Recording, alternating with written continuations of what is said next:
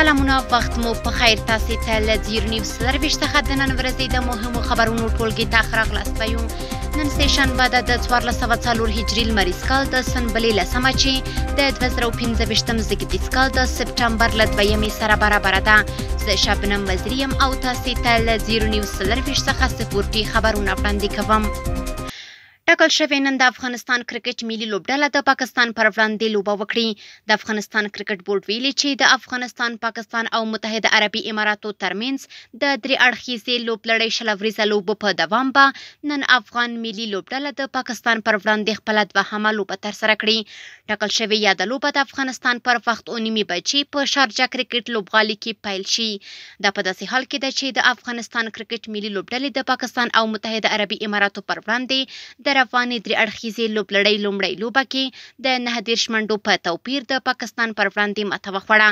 هیره دې نه وي چې افغان لوبډلې پرون د 18 منډو په توپیر متحده عربي اماراتو ته ماتې ورکړه.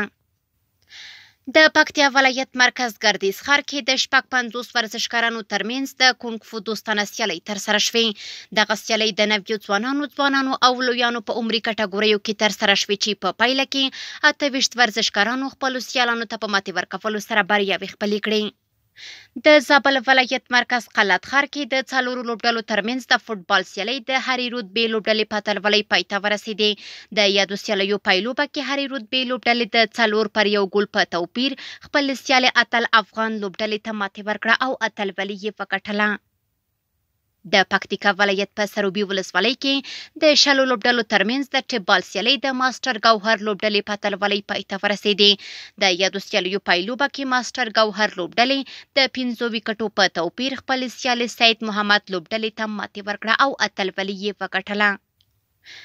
د سپورت له ډګره وروستی خبر همدا چې د تخار ولایت په محبس کې د 4 لوبډلو ترمنځ د والیبال سیالۍ چې له 13 ورځو راهیسې روانې وې د بلاک دوهم لوبډلې په اتلولۍ پای ته ورسېدې.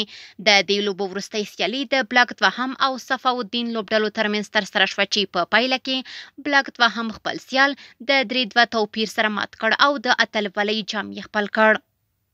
سپورتي خبرونه هم دومره وو. په خپل رسنیو باندې فیسبوک، انسټاګرام، ایکس یا پخوانی ټویټر، یوټیوب او ټیک ټاک زموږ خپرونې خوښې او موږ تعقیب کړئ.